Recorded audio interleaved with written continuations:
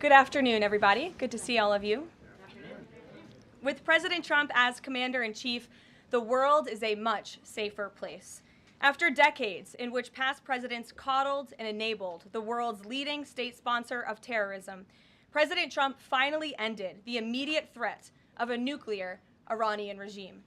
Following President Trump's command, the most powerful military in the history of the world executed massive precision strikes on 3 of the Iranian regime's key nuclear facilities.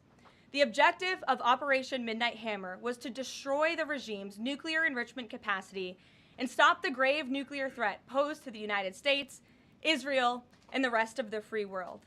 The mission, which will go down in the history books, was an overwhelming success. Secretary of Defense Pete Hegseth and the chairman of the Joint Chiefs of Staff Dan Raisin Kane covered the operation in great detail at their briefing this morning at the Pentagon, and I encourage every American to watch it. As President Trump has said repeatedly, the United States of America has the greatest, fiercest, and bravest armed forces ever to stride the face of this earth, and we couldn't be more grateful and proud of our nation's warriors. The Iranian regime was weeks away from being able to produce a nuclear weapon that would threaten the entire world before President Trump took this decisive action on Saturday night to obliterate their nuclear capabilities. The contrast in leadership could not be more clear. Barack Obama and Joe Biden sent pallets of cash, American taxpayer dollars, in a failed attempt to buy the Iranian regime's compliance with a weak and ineffective deal. President Trump sent a fleet of American warplanes to destroy Iran's ability to produce a nuclear weapon. The United States and the entire world are safer because of this president's decisiveness. Despite agenda-driven leaks by the fake news media aimed at undermining this incredible accomplishment achieved by President Trump and our brave fighter pilots, there is broad consensus emerging already that Iran's nuclear capabilities were indeed destroyed. The United States, Israel, the United Nations, and even Iran all agree they can no longer build a nuclear weapon.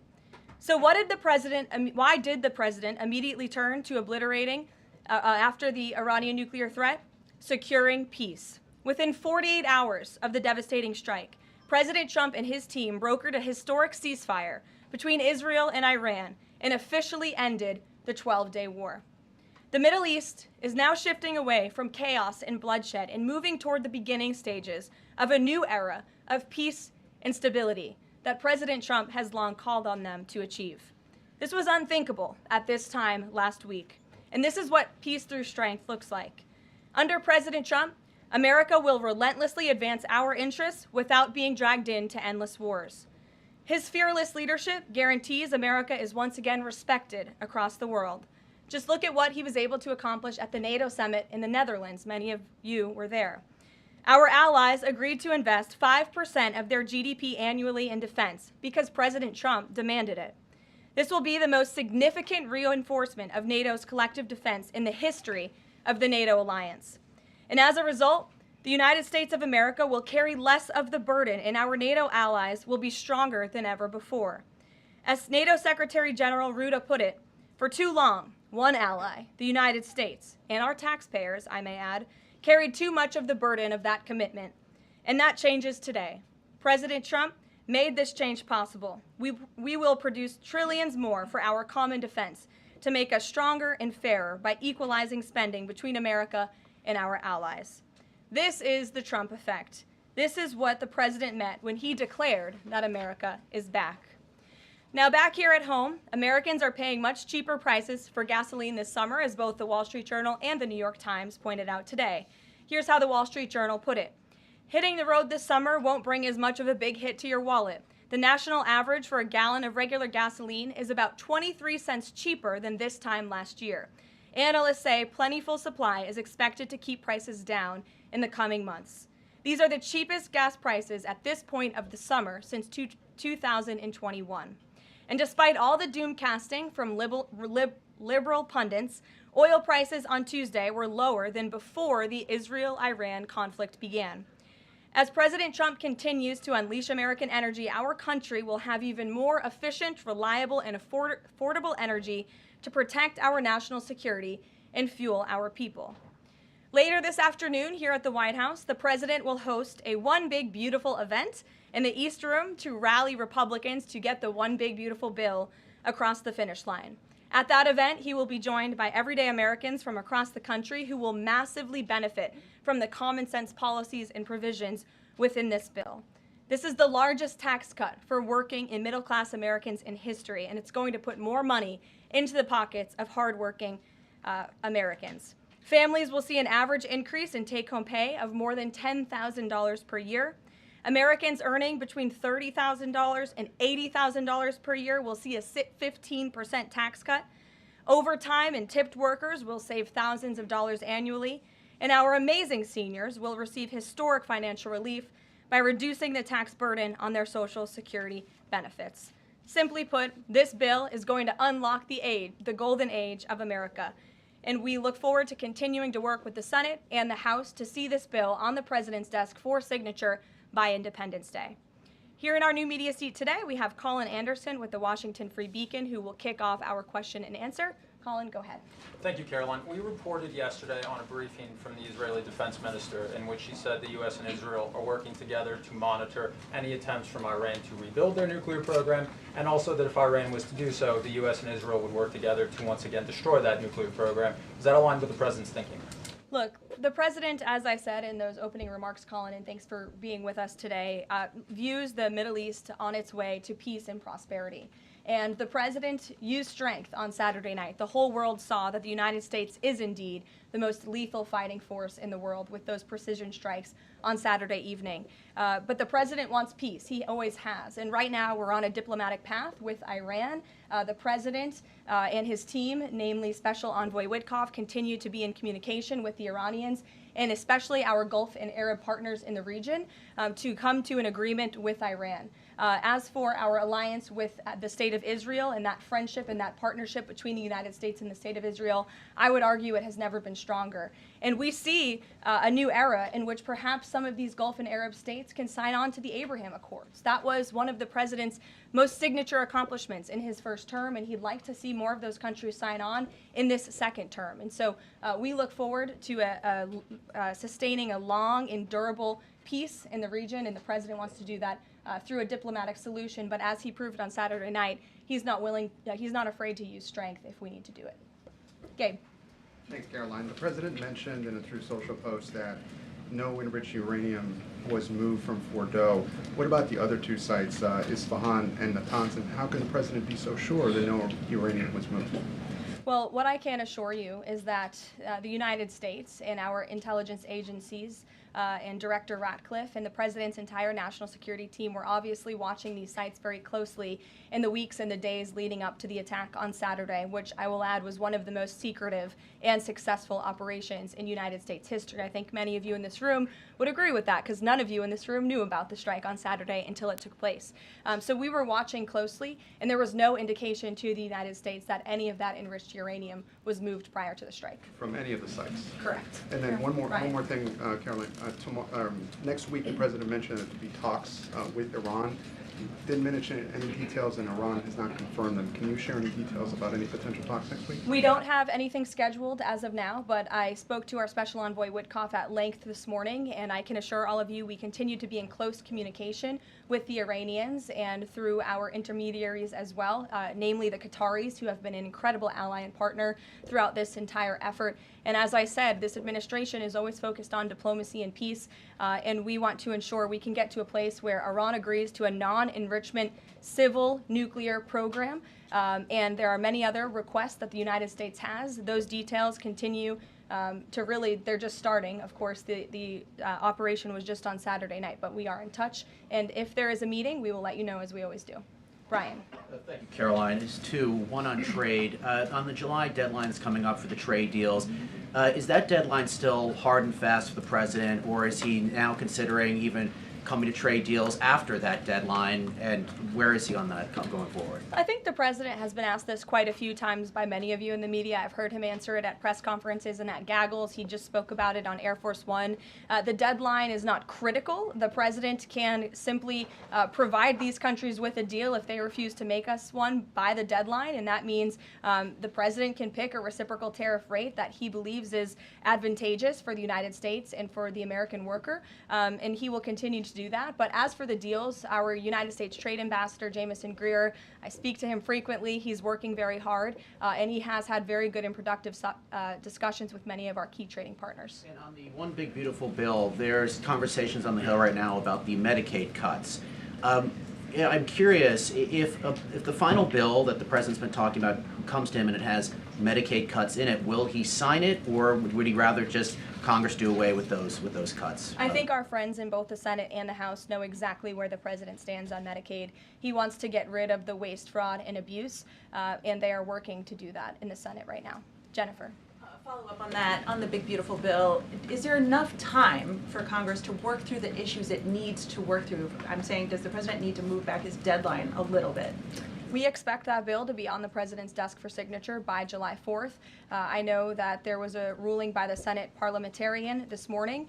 Look, this is part of the process. This is part of the inner workings of the United States Senate, but the president is adamant about seeing this bill on his desk here at the White House by Independence Day. And then on Israel, is there a date set for the prime minister to visit the White House yet? Is he coming in a couple weeks? There isn't a date, but the prime minister has expressed interest in coming to the White House to meet with the president and come to Washington. The president is obviously very open to that, but we don't have a date. When we do, we'll let you all know. Kate.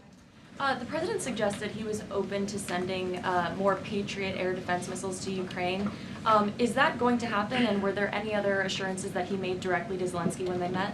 I'll let the president speak on that. That was a private conversation between he and President Zelensky, but the meeting was a good meeting, and it was a meeting towards progress, and the president, as he said, repeatedly wants to see this war come to an end, but I'll let him speak on that specific And point. Witkoff yesterday suggested that there would be more countries signing on to the Abraham Accords. What's the timeline on that, and which countries specifically is the administration looking to have sign on? Well, the president is certainly hopeful that more countries in the region will sign on to the Abraham Accords. Again, we want to see a long, withstanding, and durable peace in the Middle East, and that's the way to do it. And when the president met with the new president of Syria, that was one of the requests that he made for Syria to sign on to the Abraham Accords. I don't have a timeline for you, but this administration wants to see that happen, and our partners in the region should know that. Rachel. Thanks so much. Just to follow back up on the meeting that the president mentioned about wanting to have this meeting with the Iranians next week. Clearly there's a willingness here from the administration to want to meet with Iranian officials. What is the holdup here in trying to schedule it? Are you experiencing any resistance from the Iranians? No, have some patience. We just had this strike on Saturday night. The president secured a ceasefire. A lot has happened in the last week.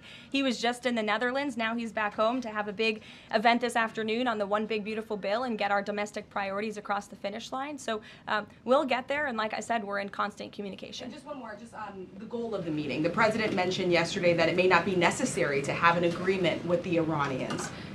What is the purpose? What would be the goal of this meeting? Again, to continue moving forward towards a long-standing peace in the Middle East. Jordan.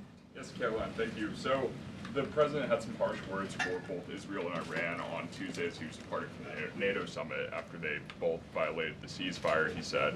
What's your response to Americans who are worried the peace isn't going to last and think that Israel is trying to plunge us into another endless war on their behalf? I think the fact that the president was able to successfully negotiate a ceasefire when nobody thought that was possible, it was a surprise to everyone in this room. It was a surprise to the world, but the president got it done because he wants to see peace in this world. He does not want the United States to be dragged into these conflicts. Again, he's not afraid to use strength if he has to, but the president has already proven he can put America first and deliver on peace at the same time. They're not mutually exclusive goals. And then one more. After Kari Lake, she testified in the House Foreign Affairs Committee on the waste, fraud, and abuse and the rot, really, in Voice of America and USAGF. The president called for Congress to kill it. What does that look like, and is the president willing to sign an executive order? Well, I believe that that action would have to be legislative through Congress, and the president directed Congress to get that done in his Truth Social post yesterday. If there is any executive action that can be taken to cut some of the waste, fraud, and abuse or do away with the program entirely, I'm sure our great Deputy Chief of Staff, Stephen Miller, is already looking into it. And if it can be done, it will be done here at the White House. But Congress should act as well. To the back. Go ahead. Yes. Okay, Caroline, thank you. The administration has To said the back, that- and then Carrie, I'll come to you. Yeah, the administration said that the DIA report was low confidence intel. Can you share what other assessments are currently underway to get to the bottom of just how effective these strikes were? Yes. Well, I can assure you what the CIA director said, that when we look at the entirety of the intelligence that we have to this date, it concludes that these strikes on the Iranian nuclear facilities were absolutely successful. It was a total obliteration, as the president said, and not only does our own intelligence say that, but also the Iranian foreign minister has said that. We saw Israel conclude the same thing based on their own intelligence. We also had the United Nations say that as well. So I think the only other time the United Nations, Israel, Iran, and the United States has agreed on something is that the sky is blue, but they all agree that Iran's nuclear facilities were completely demolished. And I would just like to reemphasize, you mentioned this was a low confidence preliminary intelligence assessment, and the entirety of that assessment was not leaked to the media. Only tidbits of that assessment were leaked to CNN. And we have seen this playbook run before, where you have people in the intelligence community, or perhaps on Capitol Hill, we don't know, but I believe the FBI is investigating to find out who that leaker was, because it's illegal and they should be held accountable for that, leaked bits and pieces of an intel assessment to push a false narrative. And it's to the same reporter, I will add, Natasha Bertrand of CNN, who has done this in the past. In 2020, it was Natasha Bertrand who had 51 intelligence analysts falsely lie to her, but she still put it on paper for some reason, that the Hunter Biden laptop story was Russian disinformation. We all know that's not true, right? We can all agree on that now. That was a lie from the intelligence community. Also in 2020, this same reporter, Natasha Bertrand, wrote that a top intel agency ruled out the man-made lab leak theory of the coronavirus origins. Again, the president was right about that. This reporter wrote a lie from the intelligence community to seek a narrative she wanted to prove, and guess what? We now know that's the truth. Also, in 2024, Bertrand pushed the suckers and losers hoax. She also pushed the fine people hoax, which was taking the president's words purposely out of context. And then last October, and I believe this is notable, Natasha Bertrand published an article in Politico from the intelligence agency. She said that John Ratcliffe was speaking without any evidence when he said Iran was attempting to undermine President Trump's presidential campaign.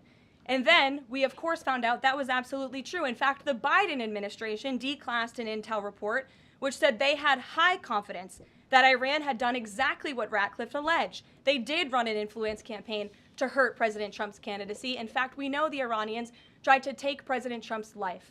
And so this is a reporter who has been unfortunately used by people who dislike Donald Trump in this government to push fake and false narratives. She should be ashamed of herself. And that's not what reporting is. Journalism is trying to find the facts and the truth. And this week we saw this same reporter being used to push a fake narrative to try to undermine the President of the United States, and more importantly, the brave fighter pilots who conducted one of the most successful operations in United States history. And I think the American people fully know that this operation was a complete and total success. Elizabeth. Thank you, Caroline. The Miami Herald recently published a story saying the Trump administration was targeting migrant foster children. The Trump administration has denounced this as false. Could you clarify the Trump administration's position on protecting migrant children, particularly the 300,000 lost under the Biden administration? Yes, I saw that Miami Herald article yesterday, and I was aghast at the headline. It's egregious to accuse this administration of trying to target foster children. That is not at all what is happening at the Department of Homeland Security. And I learned that the Department of Homeland Security actually tried to work in good faith with this reporter to get this story right, to explain that this administration is trying to protect foster children. We are trying to keep children out of harm's way, even if that means their parents are not law-abiding citizens. We want to protect children, unlike the previous administration, which allowed children to be trafficked, and raped, and in some cases killed because of the open border policies. Unfortunately, the Miami Herald just completely degraded themselves with this report, despite having a full list of facts from the Department of Homeland Security. It's another example of fake news. And the May border numbers speak for themselves. Not a single illegal alien was allowed into this country because of this administration's border policies in the month of May. That means not a single child was allowed into this country, possibly with human smugglers or human traffickers. And we know that was happening at the rate of thousands and thousands of children every single month in the previous administration for 4 years. And you didn't see any reporting of that from the Miami Herald, but now they're trying to accuse this administration. And we tried to give them the facts, and they refused to report them. So thank you for bringing that report to light. Aisha. Good to see you again. You too. I know you're looking for You're this. usually on the Hill. I know, I'm here today. I know you're looking for this leaker. Is it your belief, I know you said earlier you're not sure if it's on Capitol Hill or at the Pentagon, but is it your belief that it might be in Capitol Hill, and how confident are you that you'll find this leaker? Well, I'm not personally looking for the leaker. The FBI is looking for the leaker, so you'll have to ask them in the Department of Justice in terms of this investigation. But leaking top secret classified intelligence is a crime, and people need to be held accountable for that crime. Can I just ask you about how you're going to be limiting intel to Congress? What would you say to lawmakers who say they have oversight privileges, they need this information? This administration wants to ensure that classified intelligence is not ending up in irresponsible hands, and that people who have the privilege of viewing this top secret classified information are being responsible with it. And unfortunately, clearly, someone who had their hands on this, and it was a very few people, few number of people in our government who saw this report, that person was irresponsible with it, and we need to get to the bottom of it, and we need to strengthen that process to protect our national security and protect the American public. Mary Margaret, go ahead. Thank you, Caroline. Sure. You just laid out a lot of different stories about disinformation that Natasha, excuse me, that Natasha Bertrand had pushed during her time at Politico and at CNN. Why would any member of the Trump administration leak anything to her? Well, again, as I just said, we're investigating who that leaker was. It could have been someone in the intelligence community, or it could have been someone on Capitol Hill who had access to this document. The FBI is searching for that person. Go ahead. Thanks, Caroline. The president was And obviously... clearly it was done to undermine the president, to answer your question. And I'm sorry, I really wanted to follow up on that really quickly. Before the strikes on Iran, we saw a number of other leaks about Tulsi Gabbard, the Vice President Vance. Is there an effort to divide the president's team when it comes to these leaks and which reporters they choose? I do believe there's an effort on the outside of this building to try to divide the president's team on the inside, and sometimes you have to look at these headlines and laugh, because I've been in meetings where I know these things are absolutely not true. And again, we do our best here, I believe, to try to push back and correct the record with all of you, but there is fake reporting. That's just the reality of this country, unfortunately. But I can assure you the president's team is strong, especially the national security team. Everyone is very proud of the president, of our commander-in-chief, and of our military for the successful operation that took place on Saturday night. Thanks, Caroline. The President was obviously very pleased with getting his NATO allies to increase defence spending. He's made the same demands of Asia-Pacific allies of the United States, including Australia, where I'm from. How does the NATO result impact negotiations with Asia-Pacific allies? Does it, strengthen the President's resolve to say, well, our NATO allies have done it, now you need to do it too? Yeah, I mean, look, if our allies in Europe and our NATO allies can do it, I think our allies and our friends in the Asia-Pacific region can do it as well. But as for our specific relations in those discussions, I'll let the president speak on those. And can I just ask as well, when he had to leave the G7 early, he missed out on a number of bilateral meetings that were scheduled with other world leaders, including the Prime Minister of Australia. Obviously, President Zelensky, he's managed to meet since then, but are there plans afoot to make up for those meetings with the world leaders that he missed out on? Yeah, I think many of those world leaders understood the situation happening in the Middle East and the urgency and the need for the president to get back to Washington to monitor that situation. And obviously that was the right call, considering the success of not only the operation on Saturday night, but also the ceasefire that the president has since brokered on behalf of not just our country, but the entire world, frankly. But he has made up a couple of those meetings, and he has had direct phone calls with some of those leaders he was supposed to meet with as well. Not all. Ed. Yeah, thanks, Caroline. So to clarify on trade, so what happens to the countries other than China on July 9th? That's a decision for the president to make, and I will let him make it. Okay, and secondly, so now that oil is just about upper $60s a barrel, when's the administration going to start refilling the Strategic Petroleum Reserve? That's, again, a decision for the president to make and our Secretary of Energy. There's no imminent plans to do that, from what I understand. But as you have seen with the plummeting of oil prices in this country, it's because this president and our Department of Energy have really tapped into our resources here, and we have an increase of supply, unlike the previous administration that totally hampered our domestic energy efforts, but totally robbed and drained our strategic petroleum reserves. So when the time is right, the president will make that decision, but right now we are utilizing the resources that God blessed us with right here in our country to produce energy for our people. You know, one more if I could, on the One Big Beautiful Bill, does the president believe the parliamentarian of the Senate should be removed? I haven't spoken to him about that, and I'll let him speak on it. However, again, he knows this is part of the process and the inner workings of the Senate, and he wants to see this bill done, and he remains very much engaged in these conversations and in this process with lawmakers in both the Senate and the House side, and the whole White House does as well. In the back, yes, Libby. Thank you, Caroline. Earlier today, the president stated that these photos out of Fordo that were showing nuclear materials being removed, suspected of showing that, were just concrete workers. What intelligence is that based upon? Look, the president shared that statement with all of you, and I already answered the question about whether uranium was moved prior to the strike, and the answer is no. Is there a chance that the DIA report becomes public at any point? I don't think this administration is going to get into the habit of sharing classified, top-secret information. Those classifications exist for a reason, and I wish everyone who had the privilege of looking at these documents would respect that. Daniel? Thank you, Caroline. You've been emphatic that the president's expectations for the One Big Beautiful Bill to hit that July 4th deadline. You had a big meeting on Capitol Hill yesterday with the Republican Study Committee. Did you walk away from that meeting pleased with what you heard? Did it bolster your confidence that Congress is able to meet that the expectation of the president? Yes, I did. The camaraderie at the Republican Study Committee was great. Members, expressed, their feelings about the bill, but as we saw, the bill passed through the House despite many people believing it could not. So the House is ready to receive this bill back from the Senate so they can pass it and bring it to the president's desk. So it was a great meeting, and Republicans are very unified. And we also talked about the mayoral race in New York City and how the victory of the Democratic primary candidate really shows how far left and unhinged the Democrat Party has become. And Republicans truly are on the right side of every issue in this country. We are on the side of no men in women's sports, on the side of low taxes, secure borders. So that was the topic of discussion. And the unity was strong and the camaraderie was high. And I know everyone looks forward to being here at the White House for the bill signing next week. Sure. Thanks, Caroline. The Supreme Court ruled this morning that South Carolina is allowed to deem Planned Parenthood as not a qualified health care provider, and that will block it from receiving Medicaid funds.